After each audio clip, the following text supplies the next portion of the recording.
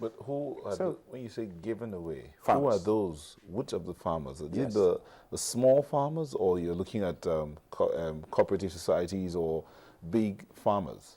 Well, we have different type of farmers. We have bulk of the farmers are smallholder plantations, and if you look in the case of oil palm, most of them have all these old groves, wild groves, very tall trees and very little, so you have to climb it a lot to go and get your fruit bunch and so on. No, we're replacing them with short statures, Tenera varieties, and these are small-scale farmers, but they're also small-scale operators, private sector people.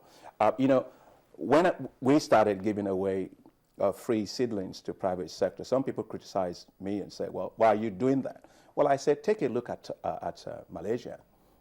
That's exactly what they're doing, which is nobody can export a tree. Once you plant it, it's there. It fruits for 30 years. So it is an investment, right, in what we are doing, and it's now working very well. We also have large farmers that we are doing.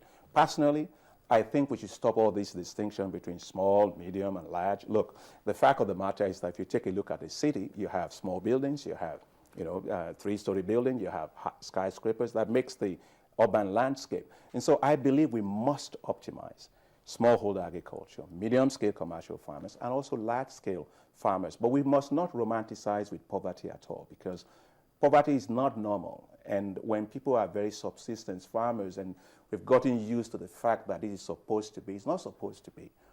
Take a look at American farmers. American farmers want to go to the farm, they go in an air-conditioned tractor. And goes to the farm, air-conditioned car to an air-conditioned tractor. He finishes, goes back into his car, nice car, goes back home, air-conditioned house, and he plays golf and sends you food.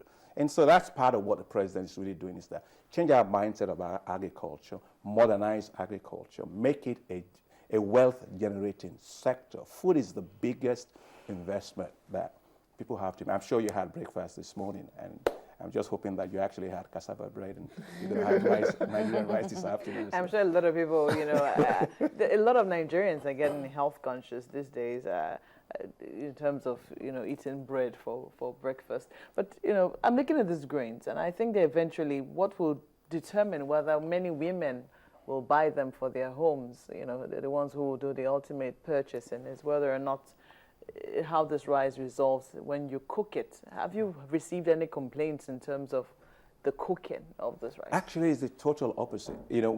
Let me tell you. See, this rice, my wife cooks this. She's very passionate when it comes to everything Nigerian. So at home, everything, whether it's wheat, the local wheat is what she prepares for us to eat. And she makes pancakes and stuff like that. Rice, she's the one that's constantly, she can tell you every kind of rice that is out here, because we cook different types of this rice. What is great about this rice is that the Nigerian rice is, when we were kids growing up, we were buying all this Uncle Ben's rice and you throw it in. But actually what you throw in is what you get. In other words, it doesn't really rise. And what you call that is based on what they call amylose content inside of the grain.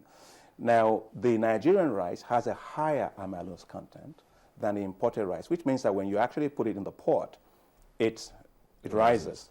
So if you're having birthday for your kids and stuff like that and you cook it, you can actually feed a lot more people than the other ones, and that's just science of it.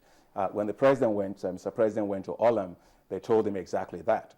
So not only is the rice fantastic rice, it's actually also healthier rice in the sense that the rice that a lot of rice that people eat, I've said it, a lot of imported rice is 15-year-old rice that is, people are actually just stacking up and sending to us. I think prodigal economics is bad, and if you're a prodigal for too long, you eat the food of pigs. And so the rice that you have here is very different. It's very nice. The color is nice. The amylose content is nice. It's tastier. It's healthier. You will see it's not bleached, which means that a little bit of the bran is there, and that's actually where the nutrients in grain really is. So it's a very nutritious kind of rice. So it's fantastic rice. I remember a friend of mine came in to see us, and as my wife always does, she cooked the rice and gave it to him to eat, but she didn't tell him anything. And he said, I like this rice. I want to see where he got this imported rice from. She goes into the kitchen, brought back one of the bags of rice and gave it to him. It says all Nigerian rice. No, the president in the villa patronizes all these local guys. The president is very focused on local stuff, and during Christmas, you were talking about Christmas is coming and so on. The president ordered that all the rice they're going to do has to come from these guys. These are Nigerian rice, and that's what they do. They all constantly are selling there.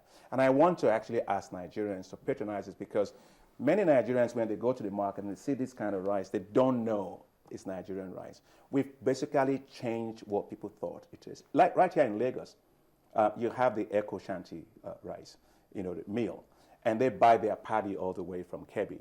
I think Lagos State government bought 17 trailer loads of rice from Kebbi, and they milled it here, and you get the Echo rice.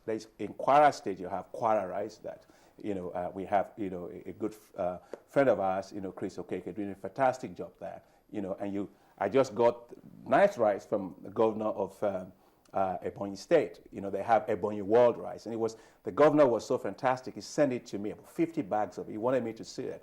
So I feel as a minister, the Nigerians are beginning now to have the confidence. Confidence is important in everything you do. That it is ours, it's good, it's great.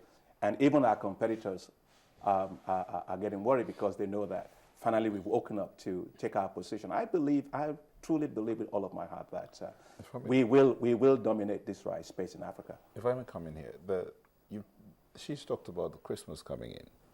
That means a lot of activity, especially around rice.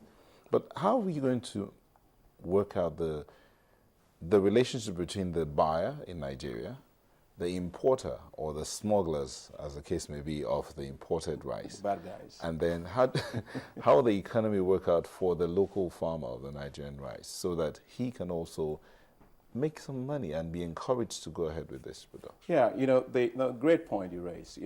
I think the first thing we had to do, as with any consumer product, is to get the consumer to realize our product is great and is better than what they have. And then we continue to produce so that they can have the regularity of supply to patronize the Nigerian rice.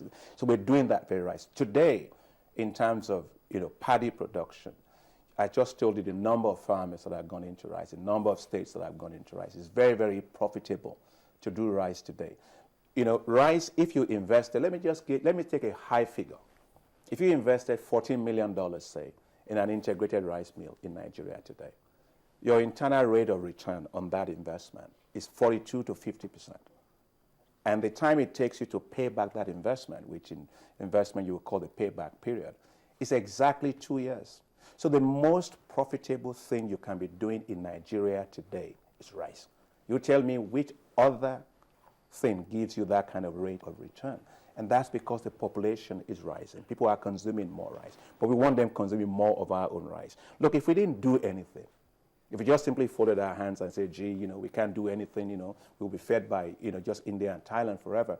By 2050, we'll be spending $35 billion importing rice from them.